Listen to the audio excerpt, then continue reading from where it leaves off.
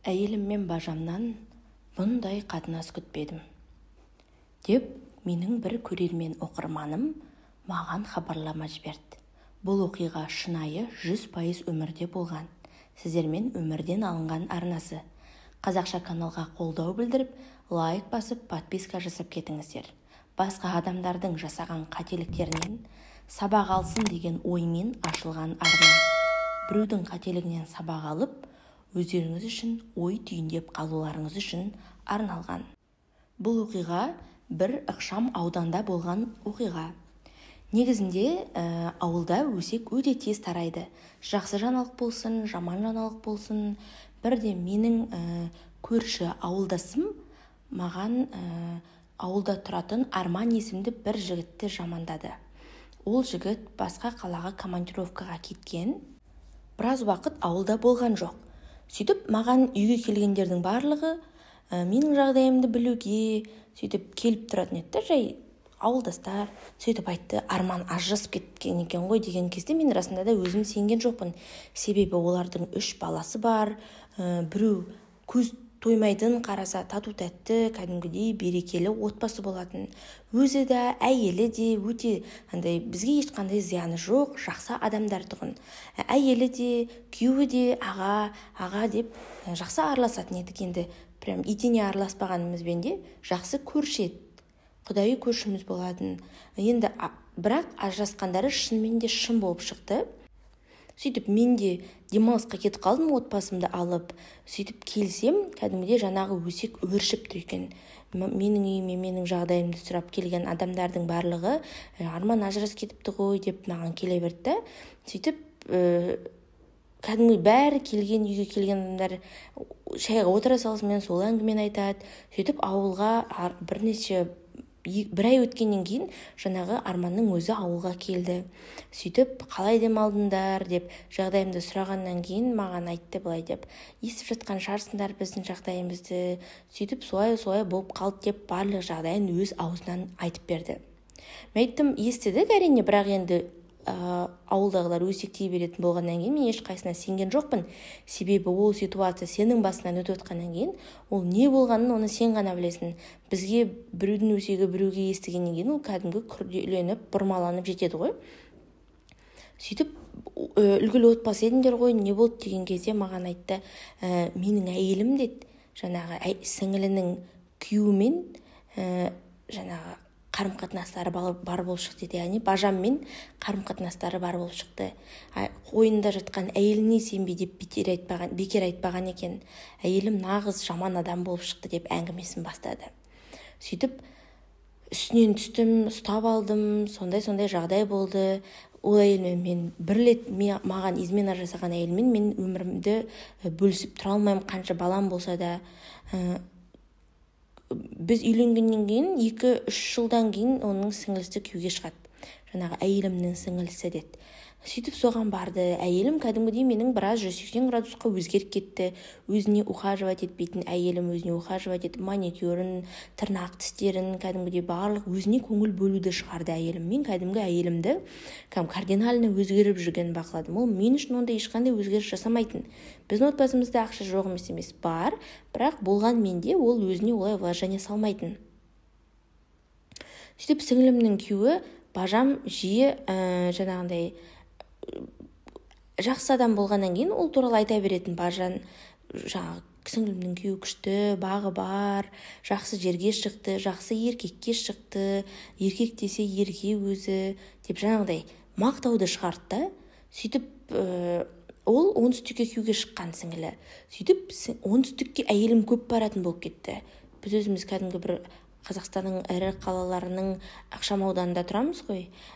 Енді аудан деп айтуға келмейтін шығар, шағын қалашық деп айтсам болады. Сол оңтүстікке жиі баратын болды. Сіңілімнің аяғы ауырып қалыпты, оған көмектесетін ата-енесі жоқ деп, ол ата-енеден тыс бөлек тұратындығын. Сөйтіп оңтүстікке жиі баратын болды. Мен өзім әйелім измена жасамағаннан кейін маған осындай арамдық жасайды. Мені басқа біреумен жаңағыдай айбастап жібереді деген менде ешқандай арам ой болмапты. Сөйтіп өмірімізді сүріп жаттық. Бажам да бір кезде сылтауратып біздің қалаға келетін болды. Шаруашылықпен деді, білмеймін біздің жақта оның не шаруашылығы бар екендігін. Сөйтіп үйде қонып, апталап, қаншама күндер біздің үйде жататын, мен жұмысқа кеткенде екеуі үйде жеке қалатын. Ойлайтынмын, шаруа шешіп жүр, жаңағы бизнес ашып жатыр, бажам ой. Ал бажам келгенде менің әйелім кәдімгі кимеген көйлектерін киіп, шашын түйіп, әдемілеп, әтір сеуіп, сөйтетін, маған пісірмейтін тәтті тағамдарының барлығын соған пісіріп, асты үстіне түсіп, алып отыр, неге жемей отырсың, ұнамай отыр ма деп, соның кәдімгідей қас-қабағына қарап отырады. Менің көзімше, мен ойлайтынмын, енді бөтен емес, өзінің сіңлінің күйеу болғаннан кейін сіңліне жақсы қарасын деп, енді әйелім қатты сыйлап тұр ғой бажамды деп мәз болып ішімнен риза болып жүргем. Сөйтсем олардың басқа арамы ойлары бар екен. Мен күн үстіне жұмыстағы адаммын, таңертең кеткеннен кешке бірақ келем үйіме. Енді отбасының басты асыраушысы мен болғаннан кейін үйге келем, бажам диванда жатады, кино көріп жатады, телевизор көріп жатады, ал әйелім соның соңынан жанынан кетпей тамағын беріп, шайын беріп, соның жағдайын жасайды. Енді әйелім үйде отқан адам болғаннан кейін. Балаларым болса күндіз садикте болады. Бір күні күн ыстық болды. Мені басым қатты ауырып, басымның сақинасы ұстайтыны бар еді. Сөйтіп үйіме келемін деп шештім. Әйелімде ешкімде білмейді, өзім соткаға қарайтын да уақытым болған жоқ. Сөйтіп басым ауырып бірден үйге келдім. Жұмыстан сұранып. Содан кейін екі балам ол кезде лагерде болды айтпақшы. Үйде бажам мен әйелім болғатын. Есікті тартсам есік жабылып тұр екен. Содан кейін қалтамнан кілтімді алып, өзім кілтімді салып ашып едім. Әйелім бір жаққа, бажам болса енді әйелім сауда жасауға кеткен шығар, бажам шаруашылықтармен жүрген шығар, өзім деп ойладым да, есік тектеліп тұрғаннан кейін. Үйде адам болған кезде біз есікті ашып қоятынбыз, ешкім кірмейді ғой бәрібір деп. Сөйтіп кірсем, ұйықтайтын бөлмемізде біз әйеліміз екеуміз ұйықтайтын кроватьта бір кәдімгідей асығыс бірдеңе басталып кетті енді болады ғой. Бұрын мектепте мұғалім біз көшіріп кабинетке кіріп қалған кезде біз бәріміз жаңағы көшіріп отқан нәрсеміз тығып, сондай ситуациялар болатын еді ғой. Сондай кәдімгідей бір қарабалас дүние басталып кетті. Аяғымды шешпей бірден жатын бөлмемізге кірдім. Сөйтіп кірген кезде мен өмірімнен түңіліп кеттім. Себебі таңдап алған әйелім, Құдай қосқан бауырым, бажам деп айтайыншы, енді мен емес қой оны таңдап алған. Кәдімгі менің әйелімнің үстінде бір киім болған жоқ. Сөйтіп ол халатын таба алмай, бажам болса беліне простыня орап алып тұр, екеуі маған қарап. Мен келеді деп ойламаған болу керек. Екеуі де шок болып, үшеуміз бір-бірімізге қарап тұрдық. Сөйтіп әйелім, бажам екеуін төсекте жатқан жерлерінен ұстап алдым. Мың ұйықтасан түсіне кірмейтін ситуация. Сөйтіп бажаммен ұрып үйден сол үстінде бір киімі жоқ күйінде үйімнен қуып шықтым бажамды. Осындай әйел деген күйеуіне осындай опасыздық жасайды ма? Бажа емес, ана бажамның бажалығы осы ма? Ақ төсегімді ойрандады. Қатынымды өзінің не дейді, әлде қатынымнан ба? Екі алақан ұрылмаса шапалақ болмайды деп бекер айтпаған. Сөйтіп әйелімді де үйіне жібердім өзінің.